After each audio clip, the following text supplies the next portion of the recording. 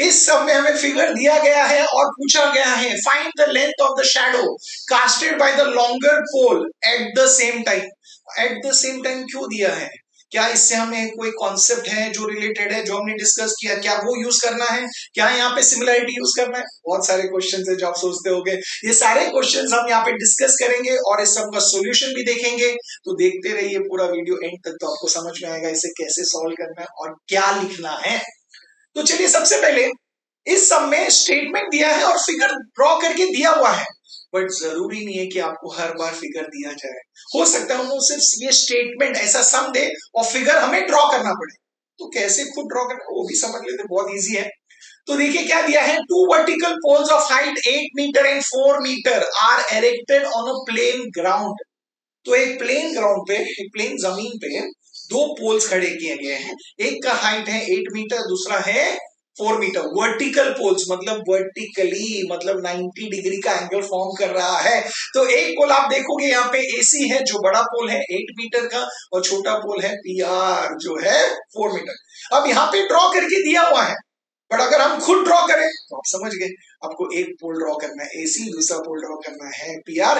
AC बड़ा होगा, PR छोटा होगा, और वो 90 डिग्री फॉर्म कर रहा है, वो याद रखिए जमीन के साथ। दैट मींस अगर हम खुद ड्रॉ करें तो हमें ये लिखना भी जरूरी है, और यहाँ पे भी लिखना जरूरी है। एसी क्या रिप्रेजेंट कर रहा है? Height of the bigger pole. PR क्या रिप्रेजेंट कर रहा है? Height of the smaller pole. तो हम स्टार्ट में लिखेंगे क्या? हम ये मेंशन करेंगे यहाँ पे that AC and PR represent the poles of length 8 meter and 4 meter respectively. Okay. आगे देखिए सब में क्या दिया है, shorter pole cast a shadow of 6 metre. जो छोटा पोल है पीआर, वो उसका शैडो जमीन पे बना हुआ है और उसका लेंथ है 6 मीटर। ओके। और हमें बोला गया है बड़े पोल ने जो शैडो कास्ट किया है ऑन द ग्राउंड, उसका लेंथ हमें फाइंड करना है।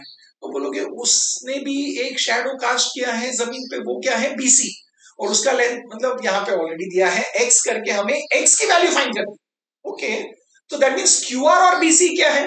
ये लेंथ ऑफ द शैडो है, वो लिखना जरूरी है। तो हम लिखेंगे BC and QR represent the respective shadows of the poles at the same time. मतलब एक ही टाइम पे जो शैडोज बने हुए हैं उनका हमने रिप्रेजेंटेशन ले लिया। अब यहां पे जो वर्ड है right, eight the same time, ये जो फ्रेज यूज किया एट द सेम टाइम, ये बहुत जरूरी है। क्या आप कुछ कनेक्ट कर पा रहे हैं इससे? Angle of elevation of the sun नहीं समझ पा रहे हो? अगर नहीं समझा है तो आप वीडियो जरूर देखना, जहां पे मैंने already angle of elevation of the sun क्या होता है और वो सिमिलरिटी हम कैसे यूज करेंगे, वो सारी चीजें मैंने वहां पे डिस्कस की है। उस वीडियो का लिंक मैंने डिस्क्रिप्शन में दिया हुआ है, जरूर देखना, तो आपको ये समझ आए।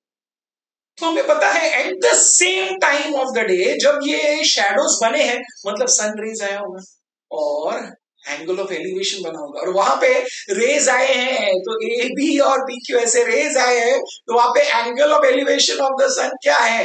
That is angle P Q R और एंगल ए बी सी, और ये दोनों एंगल्स सब में दिया एट द सेम टाइम, तो एक ही टाइम पे हम कंसिडर कर रहे हैं, तो ये दोनों एंगल्स का मेजर क्या होगा? इक्वल।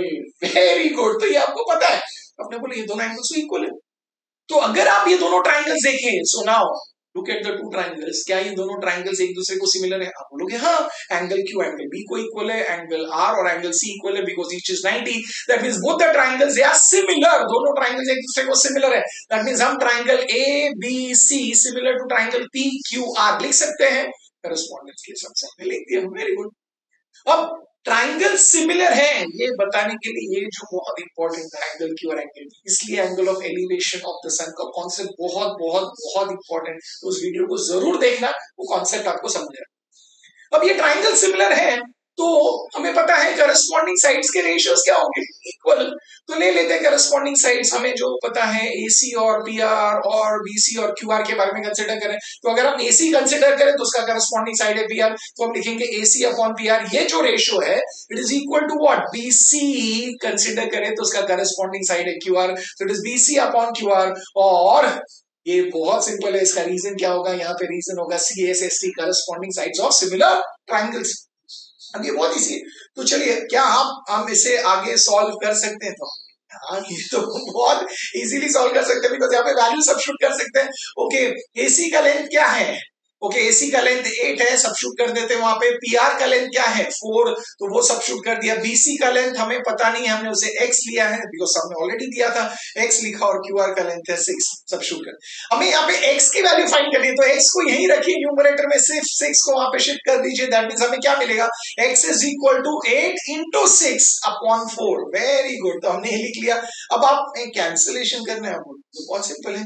कैंसिलेशन कैसे करें, अब बोलोगे 8 और 4 कैंसिल हो गए, 4 1s are 4 2s are, right. So 2 into 6 कितना है 12। दैट मींस x की वैल्यू क्या है, x की वैल्यू है 12।